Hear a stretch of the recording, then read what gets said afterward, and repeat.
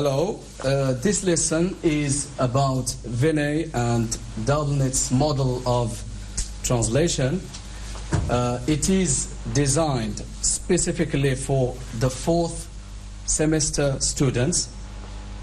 The main objective of the lesson is to introduce the fourth semester students to the 7 translation procedures proposed by Vinay and Doublenet in their book Stylistique comparée du français et de l'anglais, translated in 1995 as comparative stylistics of French and English.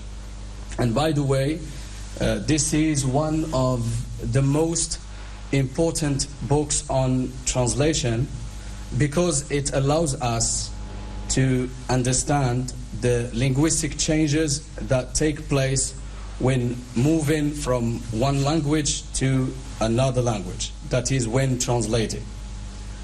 Anyway, in this book, Vinay and Doublenet, as you can see from the chart, propose 2 broad translation strategies. The first translation strategy is called direct translation, and the second translation strategy is called indirect or oblique translation. These 2 broad translation methods or strategies are then broken down into more specific procedures. Direct translation consists of 3 procedures. First, borrowing, calque, and literal translation. Whereas indirect or oblique translation covers 4 translation procedures: transposition, modulation, equivalence, and adaptation. So before we move to study each procedure individually, I would like to draw your attention to the fact that direct translation procedures are used mainly when the source language and the target language belong to the same language family. In other words, when there is linguistic, stylistic, structural correspondence between the 2 languages entering the translation process, in this case we use direct translation procedures. However, when there are huge or major structural dissimilarities between the 2 languages, between the source language and the target language, in this case we use indirect or oblique translation procedures. So now we will study each procedure individually. Let's begin by direct translation procedures. We start with borrowing. Borrowing is applied when we take a word directly from the source language and we use it as it is in the target language without translation. And this procedure is used mainly to fill semantic gap or linguistic lexical gap. That is, sometimes when we are translating, we come across a concept which is not known for the target language reader. So in this case, we borrow this concept from the source language and we use it as it is in the target language. Of course, we can add some explanation.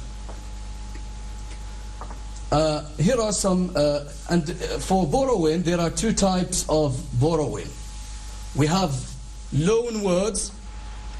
In this type of borrowing, the spelling of the borrowed word is kept as it is in the target language. For example, when we translate a word like aspirin, it is translated as aspirin. It is written in Arabic letters as it is pronounced in English. The same can be said about phoneme, which is translated as phoneme, and morpheme, which is translated as morpheme. So the second type of borrowing is called transliteration. The word is not, or the spelling of the word is not retained in translation, but rather it is phonologized to reflect the phonological system of the target language. In other words, a word like, for example, democracy is translated as demokratia, which means this word, the spelling of this word, is not retained in translation, although it is borrowed. But it is made to fit Arabic spelling, Arabic grammar, Arabic pronunciation. The same can be said about the word imperialism. It is translated as imperialia, and the word bourgeoisie, which is translated as bourgeoisia. So for these words, they are made to fit Arabic pronunciation, spelling, and grammar. Now we'll move to the second type of indirect translation procedures, the second procedure, which is calque. This is a special kind of borrowing where an expression is introduced into the target language by literally translating it from the source language with no grammatical or semantic adjustments. In other words, calque takes place when the translator takes an expression from the source language and translate literally its components. Okay? And again, we have two types of calque. We have lexical or semantic calque, and this occurs when a target language expression is calqued on a source language expression, retaining the same word order and the same primary meaning of the lexical elements. An interesting example of lexical calque is the translation of many English idioms into Arabic. Here are some examples. So, to put pressure can be translated either as dagata or marasa dagtan. When we use calque, we translate it as marasa dagtan. The same can be said about to have breakfast, although in Arabic we have the verb aftara. Translators tend to use calque and translate it as tanawala futuran, and the same can be said about to ask permission from, although we have the verb ista'adhana in Arabic. Translators, because of the influence of foreign languages, mainly English and French, they tend to calque these expressions on English. Okay? That's why an expression as to ask permission from is translated as talab al-idn min walaysa ista'dhana. And again, we have the second type of calque, which is structural calc. This type of calc occurs when we introduce a source language structure into the target language, which means we take the grammatical structure of the source language and we use it in the target language. So although I don't have examples from English into Arabic, we can use examples from French. The expression science fiction, for example, is translated into French as science fiction. So the word science modifies fiction, which means it has an adjectival function. And normally in French, the adjective comes after the noun and not before the noun. So here in this example, we introduce a new grammatical structure into French. And this grammatical structure is calqued on English, because in English the adjective comes before the noun and not after the noun like in French. Okay? Now we will move to the third procedure, which is literal translation. This procedure occurs when the source text is translated word for word into the target language. Literal translation is commonly used between languages of the same family and culture. But if the source language and the target language do not share the same linguistic structures, literal translation may sound unnatural.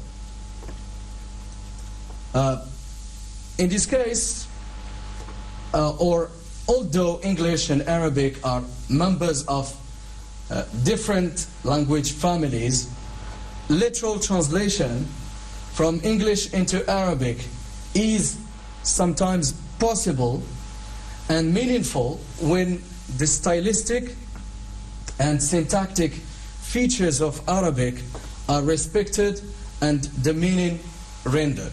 So although French, English and Arabic do not belong to the same language family, it is sometimes possible to translate literally from English into Arabic, but when we use this type of or this procedure, when it is when the stylistic and the syntactic features of Arabic are respected. These are some examples. He reads a book is literally translated into Arabic as يقرأ كتابا, and so although it is literally translated, this translation is acceptable because the syntactic and the stylistic features of Arabic are respected in this sentence, and the meaning contained in the English sentence, he reads a book, is rendered in the translated sentence يقرأ كتابا. The same can be said about the second example. The end justifies the means. الغاية تبرر الوسيلة. So this translation is acceptable because the syntactic and the stylistic features of Arabic are respected, and because the meaning also is rendered. Now we will move to indirect translation procedures, which are four: transposition, modulation, equivalence, and adaptation. We will start by transposition. Transposition is used when we translate using a different part of speech, which means in the source text we have one part of speech but when we translate, we use another part of speech. For example, in the source text we have a verb, but when translating we use a noun. Or in the source text we have a noun, but when we translate we use an adjective or an adverb, etc. So transposition also occurs when we change the position of the sentence, but of course without changing the meaning of the message. And finally, transposition occurs when changing the singular to the plural, etc. So transposition, there are two types of transposition. We have obligatory transposition. In this case, there is no other way of translating the word into the target text in its existing form. I mean, in this case, the translator is obliged to use transposition. He is obliged either to change the part of speech into another, used in the source text into another part of speech in the target text, or he is obliged to change the position of the sentence. And the second type of transposition is optional, which means the translator, for stylistic reasons, decides to change the form of the word. In other words, the translator is faced with two choices, and his choice is most of the time stylistically motivated. Here are some examples of an obligatory transposition. And this example, a narrow and deserted street in deep shadow, is translated as شارع ضيق مهجور غمرته ظلال حالكة. So in this example, the phrase a narrow and deserted street, which is composed of an adjective, a narrow, and an adjective, deserted, and a noun, street, is translated into Arabic by شارع ضيق مهجور, which is structured as noun plus adjective plus adjective. Okay? So in this example, the translator is obliged to translate it this way. There is no other way to translate this sentence. So this is an example of an obligatory transposition. As far as an optional transposition, the second part of that sentence exemplifies optional transposition. So the translator in that example could have literally rendered the prepositional phrase in deep shadow by an Arabic prepositional phrase في ظل عميق. Instead, he has chosen to render it by a verbal phrase غمرته ظلال حالكة. Okay, so in this example, the translator is faced with two choices. The first one, غمرته ظلال حالكة, and the second choice is في ظل عميق. But for stylistic reasons, the translator opts for غمرته ظلال حالكة. Another example, and another clear example of optional transposition is when he arrived. This sentence can be translated either as عند وصوله or عندما وصل. So عندما وصل is literal translation, but if the translator for stylistic reasons choose عند وصوله, then we can say that he opts for transposition. So transposition can be either optional or obligatory. When there is no other way of translating the word in its existing form, we are talking about obligatory transposition. But when the translator has choices, but he opts for a choice for stylistic reasons, then we talk about optional transposition. Well, now the second procedure, which is modulation. Modulation takes place when we translate using another point of view. In other words, when the same idea is expressed differently in the source language and in the target language. The translator should be aware that the two languages may not use the same means to express the same idea. And again, we have two types of modulation. We have fixed modulation. Fixed modulation can be found in dictionaries, which means fixed modulations are recorded in dictionaries or proposed by writers and translators in the past and accepted in the target language everyday usage. Example, the source language, honeymoon. Honeymoon in dictionary is translated as shahr al-asal. So we have here different linguistic means to refer to the same thing. And this is fixed modulation because it is recorded in dictionaries. Because normally shahr al-asal means honey month and not honeymoon. Okay?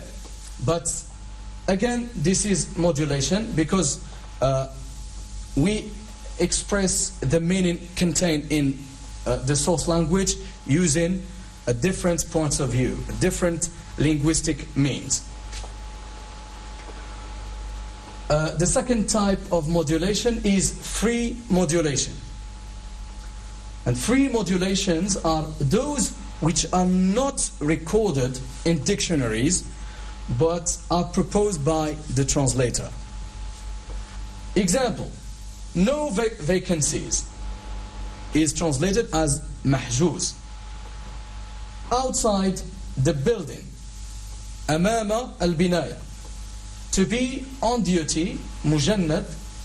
The exam was difficult. لم يكن الامتحان سهلا. So in these examples, the linguistic means are different between the source language and the target language, but they refer to the same thing.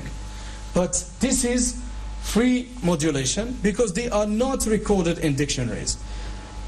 These are just propositions of translators. Okay? They are proposed by the translator. For example, the exam was difficult could be translated as كان الامتحان صعبا. But the translator uses a different points of view to refer to the same thing. That's why we say that this is a modulation and it is a free modulation because this is not recorded in dictionaries but just proposed by translators. Now we will move to the third procedures included in indirect translation.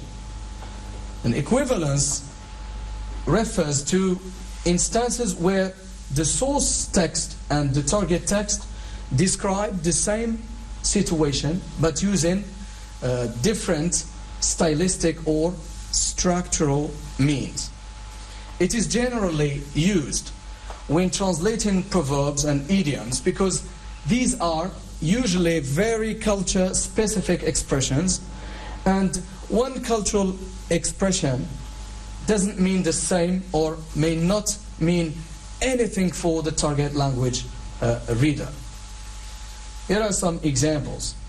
رجع, examples of translation by equivalence. رجع صفر اليدين أو رجع بخفي حنين.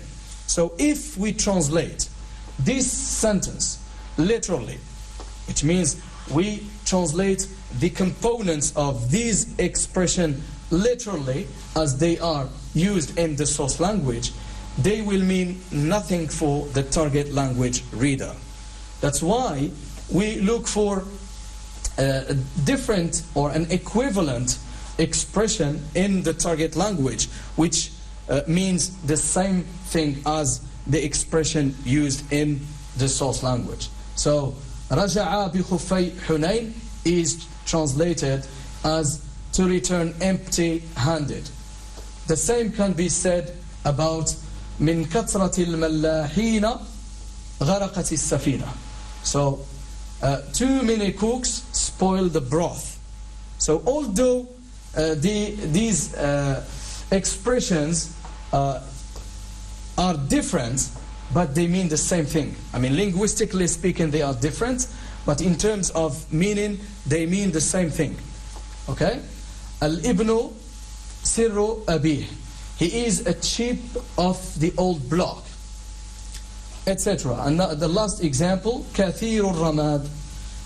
If we translate, for example, this expression, literally, it means full of ash. If we say to an English speaker or a native speaker, full of ash, he will not understand the message as it is conveyed in Arabic, kathiru ramad. Because in Arabic, we use this as a symbol of generosity. So, kathiru ramad is translated as very generous. And this is the most appropriate equivalent for this expression in the target language.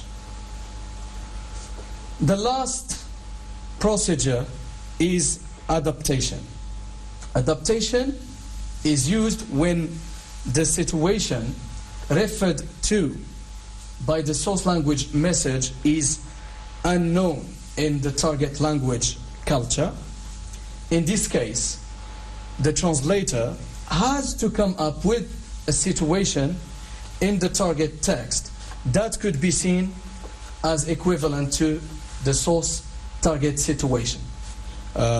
Adaptation means the situation which the message refers to is unknown, does not exist in the target language culture. So in this case, the translator has to bring another situation in the target language culture that could be seen as equivalent.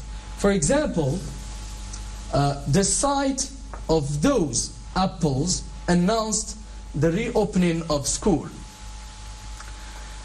is translated as كان منظر الدفاتر والأقلام والمحافظ المدرسية يشير إلى الدخول المدرسي. So the situation referred to in the source language, apples, is different from the situation referred to in the target language, الدفاتر الأقلام والمحافظ. So two different situations, but the message is kept. Because in England, it is so customary, so common for school children to have apples as a sandwich. So the sight of apples in front of grocers in September reminds one of the new school year. Thus, in translating the above sentence, the apples could be conveniently substituted by copybooks, pencils, and bags. The same can be said about camel. Camel, in an Arabic text, can be translated as a horse in an English text. So when we talk about adaptation, we talk about different situations. The translator, because the situation or the source language situation is not known, doesn't exist in the target language culture. That's why the translator has to come up with another situation which could be seen as equivalent for the source language situation. So thank you for your attention.